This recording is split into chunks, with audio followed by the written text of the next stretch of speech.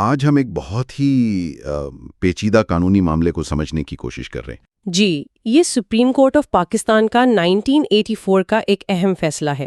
محمد اعظم بنام محمد اقبال۔ اور یہ کیس اغوا، مبینہ زیادتی اور ایک آپ کہہ لیں کہ متنازع شادی کے گرد گھومتا ہے۔ بالکل، یہ کیس کئی عدالتوں سے گزرا، سیشن کورٹ، پھر فیڈرل شریعت کورٹ اور آخر میں سپریم کورٹ۔ تو بنیاد سنگین الزامات پر تھی، لیکن دفاع میں ایک نکاح کا دعویٰ آ گیا جس پر خود سوال اٹھ گئے۔ صحیح۔ تو آج کی اس گفتگو میں ہم یہی دیکھیں گے کہ ہمارا قانونی نظام خاص طور پر فوجداری کیسز میں ایسے متضاد دعووں اور الجھے ہوئے شواہد سے کیسے نمٹتا ہے، اور خاص طور پر جب شادی کا دفاع پیش کیا جائے۔ بالکل۔ تو سپریم کورٹ نے کیا کہا، اس کی کیا منطق تھی اور اس کے فیصلے کے اثرات کیا ہوئے؟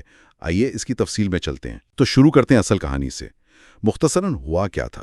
دیکھیں، بنیادی طور پر استغاثہ یعنی جو شکایت کرنے والے تھے ان کا کیس یہ تھا کہ ایک کم عمر لڑکی تھی مسمت ساجدہ بی بی، اسے ورغلا کر یا زبردستی اغوا کیا گیا اور پھر ملزم محمد اقبال نے اس کے ساتھ زنا بالجبر کیا، یعنی قانون کے نظر میں تعزیر والا جرم۔ اچھا، اور دوسری طرف ملزم کیا کہہ رہا تھا؟ ملزم کا دفاع یہ تھا کہ یہ اغوا تھا ہی نہیں، بلکہ لڑکی نے اپنی مرضی سے اقبال سے نکاح کیا تھا۔ لیکن معاملہ اتنا سیدھا نہیں تھا، ہے نا؟ شواہد میں گڑبڑ تھی۔ جی بالکل، شروع سے ہی تضادات تھے۔ ایک تو لڑکی کا اپنا بیان، وہ بدلتا رہا۔ پھر اس کی عمر پر سوال تھے۔ دو الگ الگ دستاویزات تھیں، ایک میں عمر 15 سال سے کم، دوسری میں تقریباً 16 سال۔ اچھا۔ اور میڈیکل رپورٹ وہ تو یہ بتا رہی تھی کہ جنسی تعلق مبینہ نکاح کی جو تاریخ بتائی جا رہی تھی اس سے بھی پہلے قائم ہوا تھا۔ اوہو، اور وہ ایک شکایت والی بات بھی تھی۔ ہاں، وہ ایک اور عجیب پہلو تھا۔ جس دن اغوا کا الزام لگا اسی دن لڑکی کی طرف سے اپنے ہی گھر والوں، والدین اور دادا کے خلاف ایک شکایت درج ہوئی۔ اپنے گھر والوں کے خلاف مکر گئی؟ ہاں، ٹرائل میں اس نے کہا کہ مجھ سے انگوٹھے کے نشان زبردستی لیے گئے تھے۔ وہ شکایت تو خیر بعد میں خارج ہو گئی تھی پیروی نہ ہونے پر، لیکن اس نے کیس کو اور الجھا دیا۔ صحیح، تو یہ تو شروع سے ہی ایک جسے کہتے ہیں ٹینگلڈ کیس تھا۔ بالکل، ایک طرف سنگین الزام، دوسری طرف نکاح کا دفاع اور بیچ میں متضاد شواہد اور بیانات۔ تو ان حالاتوں میں پھر نچلی عدالتوں نے کیا کیا؟ سیشن کورٹ کا کیا فیصلہ تھا؟ سیشن کورٹ نے جب سارے شواہد دیکھے تو انہوں نے محمد اقبال کو زنا تعزیر کے جرم میں سزا دے دی۔ سزا دے دی؟ کس بنیاد پر؟ اس بنیاد پر کہ دفاع یعنی اقبال کی طرف سے نکاح کا کوئی ٹھوس قابل اعتبار ثبوت پیش نہیں کیا گیا، بس دعوی تھا۔ اور اغوا کا الزام؟ اغوا کے الزام سے سب ملزمان بری ہو گئے، شاید اس کے شواہد ناکافی تھے۔ اچھا، لیکن پھر معاملہ فیڈرل شریعت کورٹ کیا اور وہاں کہانی بدل گئی۔ یعنی ایف ایس سی نے سیشن کورٹ کا فیصلہ پلٹ دیا، انہوں نے اقبال کو بری کر دیا۔ بری کر دیا؟ کیوں؟ ایف ایس سی نے کیا وجہ بتائی؟ ایف ایس سی کا خیال تھا کہ زیادہ امکان یہی ہے کہ ایک درست نکاح ہوا تھا اور وہ بھی باہمی رضامندی سے۔ اچھا، انہوں نے کن چیزوں پر انحصار کیا؟ انہوں نے وہ جو لڑکی کی والدین کے خلاف شکایت تھی اس کو دیکھا، پھر میجسٹریٹ کے سامنے پیشی کی تاریخوں میں کچھ فرق تھے ان کو بنیاد بنایا، اور یہ بھی دیکھا کہ شروع میں لڑکی اپنے والدین کے ساتھ جانے سے ہچکچا رہی تھی۔ اور عمر والا معاملہ، کم عمری کی شادی کا کیا بنا؟ ایف ایس سی نے عمر کے سوال کو یوں سمجھیں کہ زیادہ اہمیت نہیں دی۔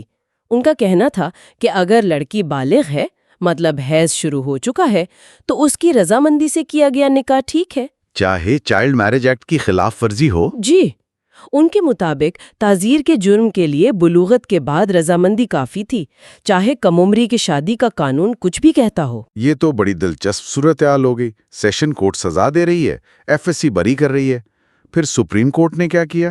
جی، اب آیا سپریم کورٹ کا کردار، اور انہوں نے ایک بالکل ہی مختلف فیصلہ دیا۔ انہوں نے نہ صرف ایف ایس سی کا فیصلہ بلکہ سیشن کورٹ کا فیصلہ بھی، دونوں کو منسوخ کر دیا۔ دونوں فیصلے منسوخ؟ اور حکم دیا کہ کیس کا ٹرائل نئے سرے سے کیا جائے، ری ٹرائل۔ اتنی بڑی بات، اس کی وجہ کیا تھی؟ سپریم کورٹ نے ایسا کیوں سوچا؟ سپریم کورٹ کا بنیادی نقطہ یہ تھا کہ ٹرائل کورٹ یعنی سیشن کورٹ اصل میں وہ بنیادی اور ضروری شواہد اکٹھا کرنے میں ناکام رہی تھی جو انصاف کرنے کے لیے لازمی تھے۔ مطلب شواہد کی کمی سے زیادہ اہم شواہد کو نظر انداز کرنا یا طلب نہ کرنا۔ سپریم کورٹ کے مطابق یہ ناکامی اتنی سنگین تھی کہ اس کے بغیر نہ سزا دی جا سکتی تھی نہ بری، انصاف ہی نہیں ہو سکتا تھا۔ وہ کون سے شواہد تھے جنہیں سپریم کورٹ اتنا ناگزیر کہہ رہی تھی؟ دیکھیں، سب سے اہم بالکل مرکزی نقطہ تھا نکاح کا ثبوت۔ نکاح کا ثبوت؟ جی، کیا واقعی کوئی نکاح ہوا بھی تھا؟ اگر ہوا تھا تو اس کا نکاح نامہ کہاں ہے؟ نکاح خواں کون تھا؟ گواہ کون تھے؟ یہ سب بنیادی سوالات تھے۔ اور دفاع نے یہ پیش نہیں کیا تھا؟ نہیں، دفاع نے صرف دعویٰ کیا تھا، کوئی براہ راست ثبوت جیسے نکاح نامہ یا گواہ سامنے نہیں لائے۔ دوسری طرف استغاثہ تو کہہ ہی رہی تھی کہ یہ سب جھوٹ ہے، زبردستی ہے۔ تو سپریم کورٹ کہہ رہی تھی کہ عدالت کو خود یہ ثبوت منگوانے چاہیے تھے۔ بالکل، یہی اصل نقطہ تھا۔ سپریم کورٹ نے ضابطہ فوجداری CRPC کی دفعہ 540 کا حوالہ دیا۔ دفعہ 540؟ جی، یہ دفعہ عدالت کو اختیار دیتی ہے، بلکہ کچھ حالات میں تو عدالت پر یہ لازمی کر دیتی ہے کہ وہ کسی بھی گواہ کو بلائے یا کوئی بھی دستاویز منگوائے جو کیس کے صحیح فیصلے کے لیے ناگزیر یعنی ایسینشل ہو۔ تو عدالت کا فرض تھا کہ وہ نکاح خواں، گواہ، رجسٹر وغیرہ کو بلواتی، طلب کرتی، بھلے کسی پارٹی نے اس کی درخواست نہ بھی کی ہو۔ یہ تو عدالت کے کردار پر بہت اہم بات ہے۔ مطلب جج صرف سائٹ پر بیٹھ کر تماشا نہیں دیکھ سکتا؟ یہی سپریم کورٹ کا زور تھا۔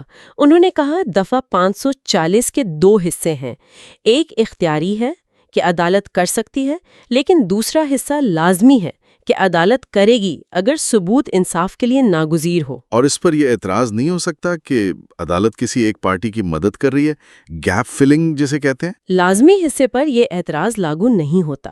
سپریم کورٹ نے واضح کیا کہ عدالت کا کام سچائی تک پہنچنا ہے۔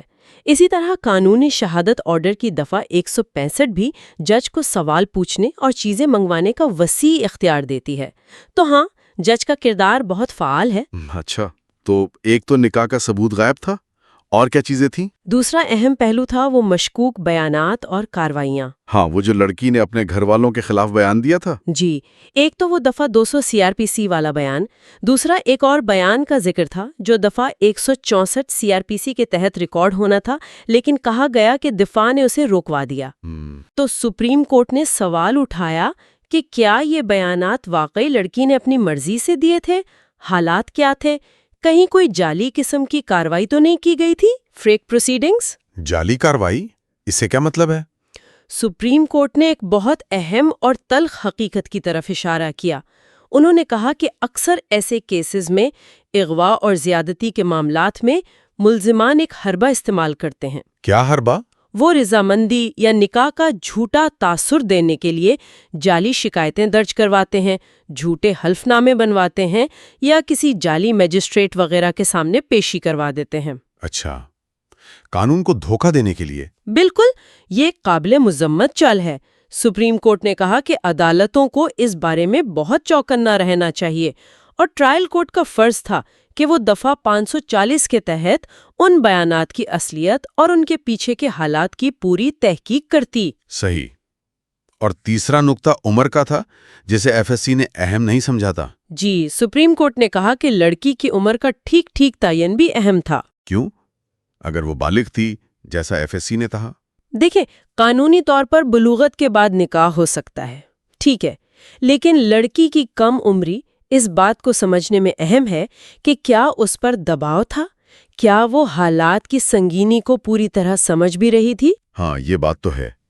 کم عمر پر دباؤ ڈالنا آسان ہو سکتا ہے۔ بالکل، تو سپریم کورٹ کے مطابق عمر کا صحیح تعین بھی ضروری تھا تاکہ زبردستی یا دباؤ والے عنصر کو سمجھا جا سکے۔ تو خلاصہ یہ کہ سپریم کورٹ نے کیس واپس بھیجا تاکہ نکاح کا ثبوت، بیانات کی حقیقت اور عمر، ان سب پر ٹھوس شواہد اکٹھے ہوں۔ جی بالکل۔ اب آتے ہیں ذرا زنا آرڈیننس 1979 کی طرف۔ اس قانون میں اگر کوئی ملزم کہے کہ جی نکاح ہوا تھا تو اس دفعہ کی کیا حیثیت ہے؟ زنا آرڈیننس کی جو متعلقہ دفعات ہیں جیسے 4، 6 اور 10، وہ یہ کہتی ہیں کہ زنا کا جرم تب ہوتا ہے جب مرد اور عورت آپس میں ویلڈلی میرڈ نہ ہوں۔ ویلڈلی میرڈ، اس ویلڈلی پر زور ہے؟ جی، سپریم کورٹ نے اسی کیس میں اور ایک دوسرے کیس غلام شبیر شاہ والے میں بھی یہ واضح کیا کہ یہ لفظ ویلڈلی صرف ایسے ہی نہیں لکھا ہوا، اس کا پورا مطلب ہے، یعنی نکاح کا صرف ہونا کافی نہیں، اس کا شرعی اور قانونی طور پر درست ہونا ضروری ہے۔ تو اگر نکاح میں کوئی قانونی یا شرعی بے قاعدگی ہو یا وہ مشکوک ہو تو وہ زنا تعزیر کے الزام سے بچا نہیں سکتا؟ تعزیر کے مقدمات میں نہیں، یہی اصول ہے۔ اگر نکاح بے قاعدہ ہے یا اس کی قانونی حیثیت مشکوک ہے تو وہ تعزیر کی سزا سے بچنے کے لیے کافی نہیں سمجھا جائے گا۔ اور یہ حد کے کیسز سے مختلف ہے؟ جی بالکل مختلف ہے۔ اسلامی قانون میں حد وہ سزا ہے جو اللہ کی طرف سے مقرر ہے۔ وہاں اصول یہ ہے کہ اگر نکاح کا صرف شبہ بھی پیدا ہو جائے تو حد ساکت ہو جاتی ہے، سزا نہیں دی جاتی۔ لیکن تعزیر وہ سزا ہے جو ریاست یا عدالت حالات دیکھ کر دیتی ہے۔ وہاں قانون کا تقاضا سخت ہے، نکاح کا درست ہونا ثابت کرنا پڑتا ہے۔ اور یہ ثابت کون کرے گا کہ نکاح درست تھا؟ ملزم یا استغاثہ؟ دیکھیں، قانون شہادت کی دفعات 105 اور 106 کہتی ہیں کہ جو شخص کسی خاص بات کا دعویٰ کرتا ہے، ثبوت کا ابتدائی بوجھ اسی پر ہوتا ہے۔ تو اگر ملزم نکاح کا دفاع لے رہا ہے تو اسے ہی ثابت کرنا ہوگا؟ ابتدائی طور پر ہاں، لیکن جیسا ہم نے پہلے بات کی، اگر وہ ضروری ثبوت نہ لائے اور وہ ثبوت انصاف کے لیے ناگزیر ہو تو پھر دفعہ 540 CRPC کے تحت عدالت کا فرض بن جاتا ہے کہ وہ خود اس ثبوت کو طلب کرے۔ کیونکہ نکاح کا سوال جرم کی تعریف کا حصہ ہے۔ بالکل، زنا کے جرم کی تعریف ہی یہ ہے کہ نکاح نہ ہو، تو نکاح کا ہونا یا نہ ہونا اور اس کا درست ہونا کیس کے فیصلے کے لیے مرکزی حیثیت رکھتا ہے، اور اس کا ثبوت بھی سپریم کورٹ کے مطابق اعلیٰ معیار کا اور شک و شبہ سے بالاتر ہونا چاہیے۔ اب آتے ہیں اس کیس کے ایک بہت ہی اہم اور شاید سب سے ٹرکی پہلو پر۔ جی، وہ یہ کہ زنا کا مقدمہ تو سن رہی ہے فوجداری عدالت یعنی سیشن کورٹ، جی ہاں، لیکن نکاح درست ہے یا نہیں، یا میاں بیوی کا رشتہ ہے یا نہیں، اس بات کا فیصلہ کرنے کا قانونی اختیار تو ہمارے ہاں فیملی کورٹس ایکٹ 1964 کے تحت فیملی کورٹس کو ہے۔ آپ نے بالکل صحیح نقطہ اٹھایا، یہ ایک بڑا قانونی چیلنج ہے۔ تو یہ تو اختیارات کا ٹکراؤ ہو گیا نا۔ ایک ہی سوال، کیا نکاح درست ہے؟ اس کا جواب کون سی عدالت دے گی، فوجداری یا فیملی؟ یہ واقعی ایک بہت نازک مسئلہ تھا اور ہے۔ سپریم کورٹ نے اس کیس میں اس الجھن کو سلجھانے کی کوشش کی اور موجودہ قوانین کی روشنی میں ایک واضح راستہ بتایا۔ وہ کیا راستہ ہے؟ کیا طریقہ کار وضع کیا؟ سب سے پہلے سپریم کورٹ نے قانون شہادت کی دفعہ 41 کا حوالہ دیا۔ یہ دفعہ کچھ خاص قسم کے عدالتی فیصلوں کے بارے میں ہے۔ کن فیصلوں کے بارے میں؟ ایسے فیصلے جو کسی شخص کی قانونی حیثیت متعین کرتے ہیں، مثلا شادی شدہ ہونے یا نہ ہونے کی حیثیت، میرٹل سٹیٹس۔ ایسے فیصلوں کو قانون کی زبان میں ججمنٹ ان ریم کہتے ہیں۔ ججمنٹ ان ریم، اس کا کیا مطلب ہوا عام فہم میں؟ اس کا مطلب ہے کہ یہ فیصلہ صرف کیس کی پارٹیوں تک محدود نہیں رہتا، بلکہ یہ قانونی طور پر پوری دنیا پر لاگو ہوتا ہے۔ یہ ایک طرح سے ایک اٹل حقیقت کا اعلان ہوتا ہے۔ اچھا۔ اور سب سے اہم بات، سپریم کورٹ نے قرار دیا کہ فیملی کورٹ کا نکاح کی حیثیت پر دیا گیا ایسا فیصلہ جو ججمنٹ ان ریم ہے، فوجداری عدالت پر بھی لازمی طور پر لاگو ہوگا، بائنڈنگ۔ یعنی اگر فیملی کورٹ کہہ دے کہ ہاں ان کا نکاح درست تھا تو فوجداری عدالت کو زنا کے کیس میں یہ ماننا پڑے گا؟ جی ہاں، نکاح کے سوال کی حد تک فیملی کورٹ کا فیصلہ فوقیت رکھے گا۔ تو پھر عملی طور پہ کیا کرنا چاہیے؟